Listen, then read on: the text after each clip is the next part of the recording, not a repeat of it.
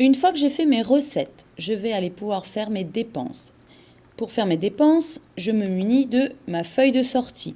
Normalement, elle doit être remplie de façon claire, lisible, par toutes les personnes qui viennent prendre des denrées dans vos stocks, dans votre cambuse ou dans vos frigos. Il est important de mettre soit un cahier de sortie, soit une feuille de sortie devant chaque frigo ou devant l'épicerie pour que le maître d'hôtel ou le cuisinier qui vient se servir puisse se noter. Donc j'ai ma feuille de sortie devant les yeux. Je vais effectuer mes sorties. C'est pareil, c'est un mouvement de stock.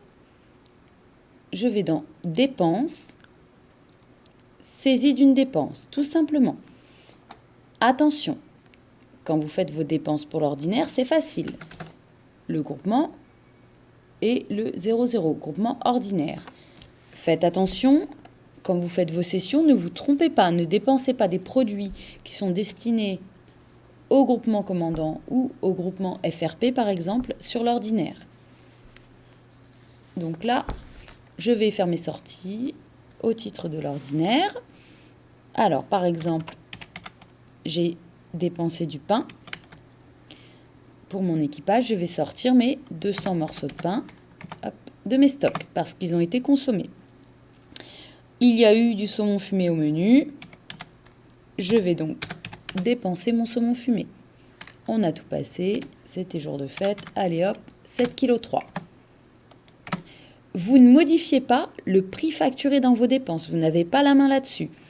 Ce prix-là, c'est un CUMP. Il est défini en fonction des recettes que vous avez effectuées. Attention, si vous faites une erreur de frappe et que, hop, vous modifiez le prix que vous voulez valider, le logiciel ne comprendra pas. Si jamais vous avez fait une erreur pour le prix facturé ou le prix de base, là si vous avez effacé les données, pas de panique. Vous vous remettez sur la ligne, on retape le code article, hop, non, on supprime, pardon, on supprime la ligne, hop, on annule en fait notre manipulation. On va retaper notre code article et le logiciel va nous redonner les données. Voilà, donc, et là on en dépense 7,3 kg. Hop. On a le montant de nos dépenses, c'est un indicateur, mais de toute façon, ce n'est pas vous qui décidez du prix de la sortie. On valide, notre dépense est réalisée. Comme pour les recettes, si je me suis trompée dans mes dépenses, je peux toujours la modifier tant que ma journée n'est pas clôturée. Je vais dans Mouvement de stock, Dépenses, Modification d'une dépense. Je clique sur ma loupe, là j'en ai qu'une, c'est très facile. Je peux venir ajouter ou supprimer des lignes. On n'oublie pas, quand on fait une modification de dépense, par exemple, je vais vous montrer, tiens, qu'est-ce que je pourrais dépenser? Ah, je ne sais pas le code de mon article. Qu'est-ce que je fais? J'appuie sur la touche F3. Bim. Tiens, je vais aller dépenser des céréales. Parce que petit déjeuner, ben non, j'en ai plus en stock. Vous voyez, quantité en stock 0. Donc ça, c'est mort. On dépense pas de céréales. Hop.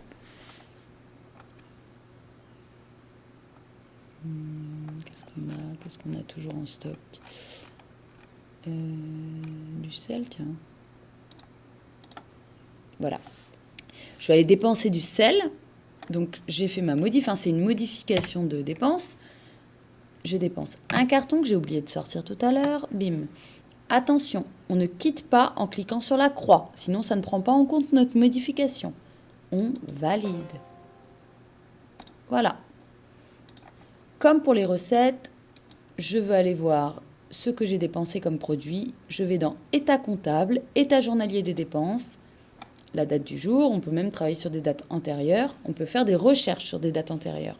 Attention, on ne pourra pas modifier nos dépenses lorsque notre journée est clôturée. Détaillé par groupement, par article, on choisit ce qu'on veut faire, éditer. Comme tout à l'heure, notre logiciel nous donne des indications et nous ressort tous les produits qu'on a dépensés. Voilà, pour les dépenses. Donc, tant que la journée n'est pas clôturée, on peut modifier nos dépenses. Nos recettes, c'est encore différent. On peut modifier nos recettes tant qu'il n'y a pas eu de mouvement sur l'article recetté. tant que ce produit-là n'a pas été dépensé. Voilà pour les recettes et les dépenses.